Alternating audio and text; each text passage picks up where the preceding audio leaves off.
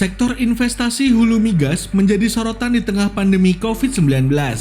Hal ini bisa dilihat dari rencana investasi perusahaan migas dunia yang terpangkas hingga 30% dari rencana. Hulu migas Indonesia tak luput dari dampak pandemi. Padahal, SKK Migas bersama pemerintah tengah berupaya meningkatkan produksi migas sebesar 1 juta barel minyak per hari dan 12.000 mmCFD gas bumi pada 2030.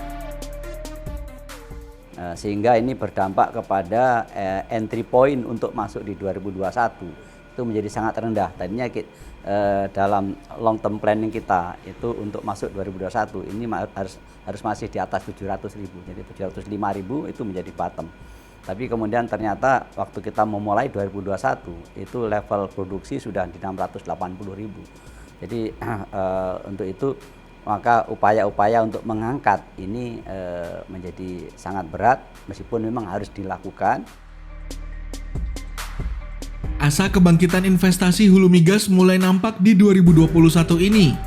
Sejumlah cara dilakukan untuk mendongkrak gairah hulu migas nasional. Mulai dari melelang 6 wilayah kerja, memberikan insentif fiskal, hingga memastikan fleksibilitas bisnis. Salah satu insentif fiskal yang diberikan adalah Blok Mahakam yang dikelola PT Pertamina Hulu Mahakam.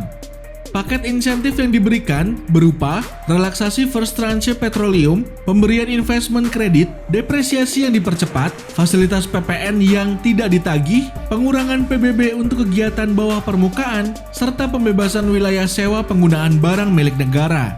Tidak hanya BUMN, Dwi Sucipto menyebut insentif ini juga terbuka bagi seluruh kontraktor kontrak kerjasama ataupun investor hulu migas.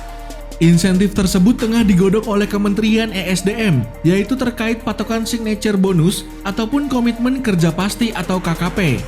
Selain itu, fleksibilitas pilihan bagi kontraktor kontrak kerjasama untuk memilih skema gross split dan cost recovery juga turut akan menarik minat investor.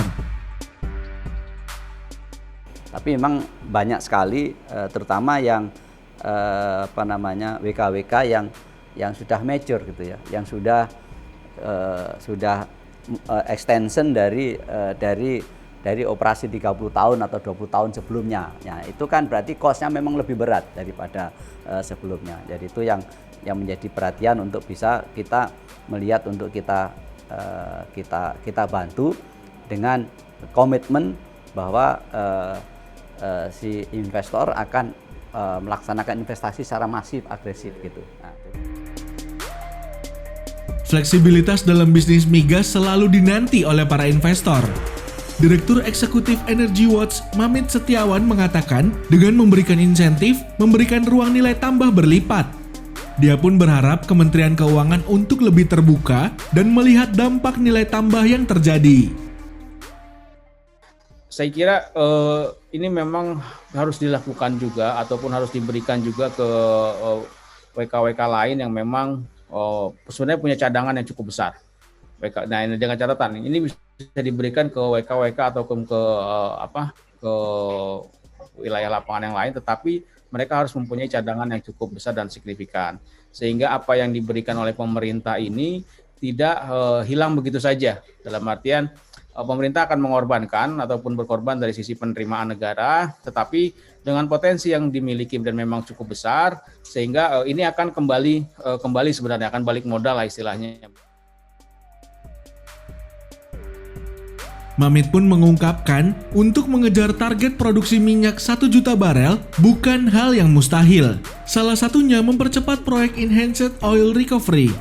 Hanya saja, tenaga dan skema yang ditawarkan kepada operator harus lebih menarik. Ini jadi PR tersendiri supaya ke depan bisa lebih secure lagi sebenarnya sistem apa yang dilakukan untuk EOR. Nah, selain itu saya melihatnya bahwa karena EOR ini jangka panjang, pemerintah jika memang ingin mengembangkan EOR, alangkah baiknya nanti untuk K3S yang memang akan mengembangkan EOR ini diberikan kepastian hukum bahwa mereka akan mendapatkan perpanjangan kontrak. Kenapa? Kalau misalnya kontrak mereka tinggal 10 tahun lagi baru mereka melakukan kegiatan EOR, secara keekonomian pasti tidak akan masuk. Segenap rencana sudah disiapkan mencapai target produksi minyak 1 juta barel.